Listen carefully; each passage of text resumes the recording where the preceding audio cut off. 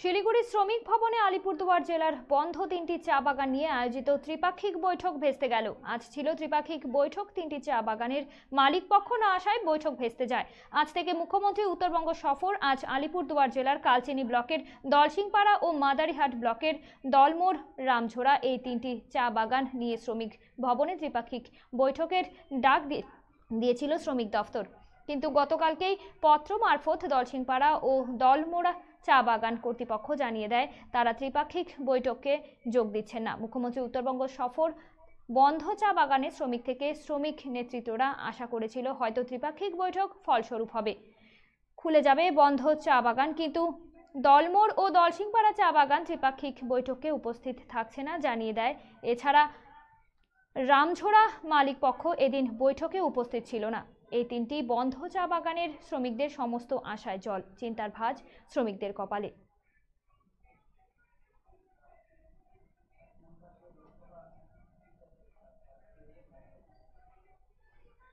অপরদিকে বন্ধ চা বাগান নিয়ে রাজ্য সরকারের ওপরে দোষরূপ করছে বিজেপি চা বাগানের সংগঠনের নেতৃত্বরা। বিজেপি নেতৃত্বরা জানান বন্ধ চা বাগান নিয়ে রাজ্য সরকার কোনো পদক্ষেপ নিচ্ছে না। বিজেপি চা বাগান সংগঠন বিটিডব্লিউ এর কেন্দ্রীয় সম্পাদক রাজেশ বার্লা জানান, শীঘ্র বন্ধ চা বাগানের খোলা নিয়ে রাজ্য সরকারের উদ্যোগ না নিলে আমরা আন্দোলনে নামব। দুঃখের বিষয়, এখন এই সরকার আসার পরে মালিকরা মানে এরকম হয়ে গেছে যে তো সরকারের কথা শুনছে না, বা মালিকরা সরকারকে পাত্তা দিচ্ছে না। হ্যাঁ, সরকার চিঠি দিয়ে দেখলেও ওনারা আসে না। আমরা চিঠি দিলাম, তাও আমাদের কথা ওনারা রাখেন নাই।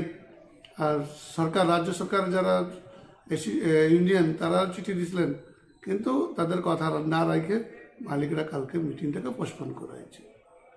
দুঃখ বিষয়, এই 5টা বাগান মিটিং না হয়ে বাগান বন্ধ হয়েছে, মিটিং হচ্ছে না, রাজ্য সরকার কিছু দেখছে না। এখানে রাজ্য সরকার যারা এসেতে আছে, সরকারি যারা আছে, তারাও কিছু দেখতেছে না।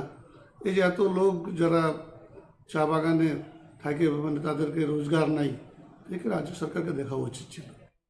দাদা, আজকে যে 3টি চা বাগানের বৈঠক ছিল, ভেস্তে গিয়েছে, দলসিংপাড়া, দলমোড় আর রামঝোড়া, কি ছিল আজ, কি হয়েছে আজকে বিষয়টা একটু বলুন।